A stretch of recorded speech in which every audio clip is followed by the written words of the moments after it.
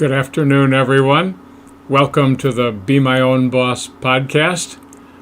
My name is Mike Hruby, and I'm your host today. It's a sunny, very cool spring day in New England. Very cool. But we take any early spring day we can get. I want to welcome you. We've got news and things happening at the Federal Department of Labor. Wanted to go over them. They all affect you. They'll affect you directly, you and your family and your work and your career.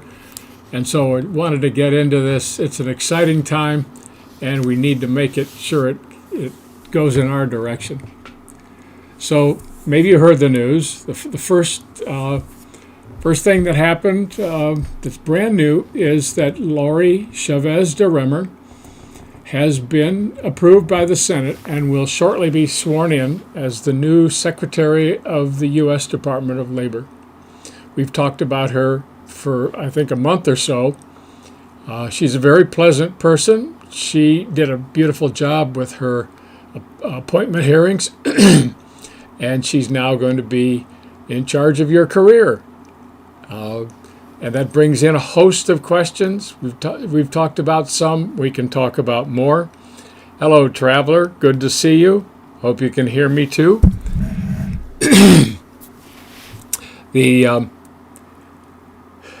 She goes into office, and as is customary for the cabinet departments, her deputy will also be appointed, approved by the Senate, and and then nominated by the Senate, and he will become her deputy secretary.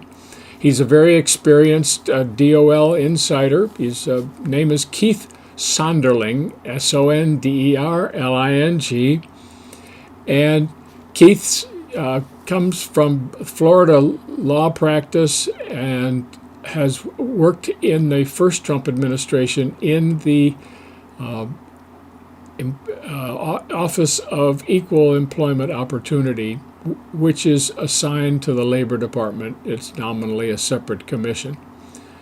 So he knows his way around, and he seems widely liked, as does Lori. So I expect the two of them will work together, and he will do everything he can to help her in the right direction for the Trump background.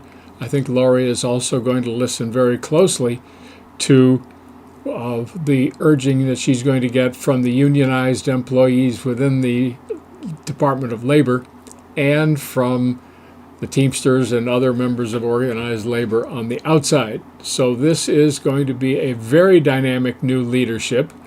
Dynamic meaning there are going to be a lot of changes, and it's going to be interesting and will all affect you directly. So with the leadership changing, we now have some, separately, we have new legislation being considered by Congress. There are three bills in particular that I just wanted to mention to you. The first one is Kiley's bill number 13. California Congressman Kevin Kiley introduced a bill 1319, House Resolution 1319, and it basically, in short, in a few words, it overturns the current regulatory scheme that the Biden administration installed in 2024 and reinstalls the original Trump regulatory scheme as developed in the year 2020. This is the fix of this bill. It fixes the Washington's problem, which is overturning and reversing, basically, completely reversing regulatory laws like this one, regulatory rules, is that it's very time-consuming for Washingtonians. The whole country of interests that's interested in this bill gets to go to hearings and try to be heard and affect everyone's decision. And then we know what's going to happen. It's going to go back to the Trump rule. So to shortcut that, the Kiley bill will substitutes two short phrases of what it will become the labor laws, and they basically says we're going to define independent contracting by two main variables: the control of the way the work is done and the chance for a profit and loss. And on the surface, that is all good. We will support that bill because as far as independent contractors, it's a good short-term fix. It does reduce a lot of uncertainty in a very short period of time. If the Congress decided to cooperate, both chambers, and got it to President Trump, I am sure he would sign it, and that bill can become law very promptly. It is only if from a partisan perspective that it is controversial. There's no controversy about it with independent contractors. The bill also provides that any requirement of a buyer to an independent contractor of the compliance nature, like you have to follow safety regulations or you have to have a driver's license or anything like that, none of those can be considered in evaluating the relationship as one of either client or provider or employee-employer. So that's one bill that Kiley installed. The second bill that he's proposed, the second bill is numbered 1320, and it provides for benefits provided by employers or buyers to independent contractors not be considered in deciding the classification of the worker as to independent contractor or independent contractor or employee. Now this is in advance. This is good. This is on the path to portable benefits, which I think everyone in the country would like. I have some questions about it, and we probably won't have a stance officially. New Jobs probably won't have a stance on this bill in its exact current form. So those are two pieces of legislation from someone who has been friendly for years with independent contractors, Congressman Kevin Kiley. The new bill has just been introduced. As a matter of fact, it's very hard to find the text of this bill. Its name is basically Fast Union Elections, the bill to promote fast union elections, under the claim that a union election that's drawn out keeps the parties from being able to negotiate solutions to problems that management and labor have. Fine name. The problem is that it has a very strict and very compressed timetable in the law that requires the employer in this case, or the workers or unions promoting a union as a tool to represent the employees to the employer. Very short timetable. These are incredibly detailed contracts for union work, and they have a lot of points that mean a lot to a lot of different people. So when that short timetable is exhausted, then the unionization effort will be turned over to an arbitrator. And at that point, it becomes a government process, and that both sides will be heard, and then the arbitrator will decide on the arbitrator's own what's in the contract. And this is unconstitutional. The law cannot be constitutionally. You can't. The government can't stipulate what your price is, and to the employers, they can't stipulate the cost. That is, there are many opinions about that, but that's not going to stop the unions. So this is a form of sectoral bargaining. It's the union's first major step towards sectoral bargaining on the national level. It's something that they want very much because they want to set the prices for labor that employers have to pay, and of course then they want you as an independent contractor to be an employee, so it all fits together. And it's a deliberate extraction of one step of the PRO Act, trying to put it into effect and to give it a nominally Republican senator as a sponsor and the spokesperson for this bill. So I look for a lot of fuss and feathers in Congress. A tremendous amount of energy is going to be extended to push this bill on behalf of the Democrats and the unions, and to resist it on behalf of employers, many, many employees, and the Republicans. So this is going to have a major impact on working conditions going forward, and the prospect for more parts of the PRO Act being proposed and installed for federal law. I view this as a very serious threat.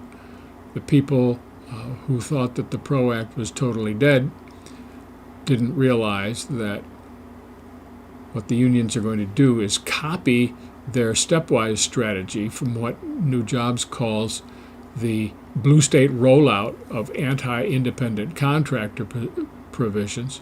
Apparently what the unions have said is, wow, that was really successful.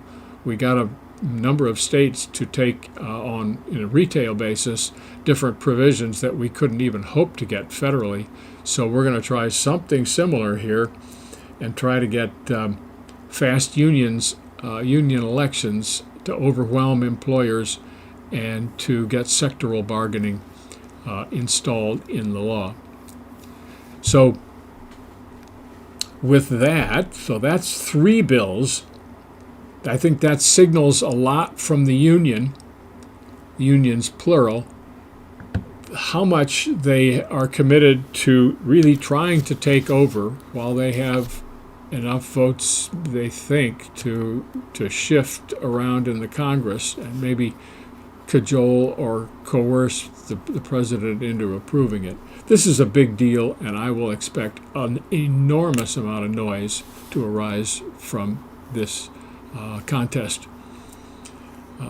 Finally, the Supreme Court has issued a decision, which I don't have the details on, but what it does is it supports the district judges who want to get in the way, interfere with the executive branch, which in this case is led by President Trump. They want to coerce let the judges stop the president from making the changes that he feels are needed and legal in order to bring the federal government back into compliance with the Constitution. They want to be able to. The judges want to be able to stop the function of the executive branch. Also unconstitutional, except that it's been approved and it's now a SCOTUS law. So there's no way to get at that decision except through one that would overturn it, and that's a big lift. That takes a lot of time and effort. So you can expect a lot of uncertainty in the labor field, a lot of back and forth, a lot of efforts by the executive branch to make a change, and a lot of interference by the judicial system to prevent the change. And it's an effort, I think, by the left and activist judges to take control of the government in a way that they haven't ever deliberately tried to do yet. So hold on tight to your profession. New Jobs and Be My Own Boss podcast are going to be working hard. We still have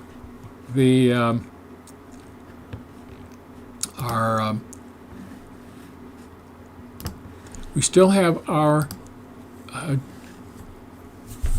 website up and accepting videos these are very effective videos, and to asking viewers to submit their video using the website here, and get your voice into the debate.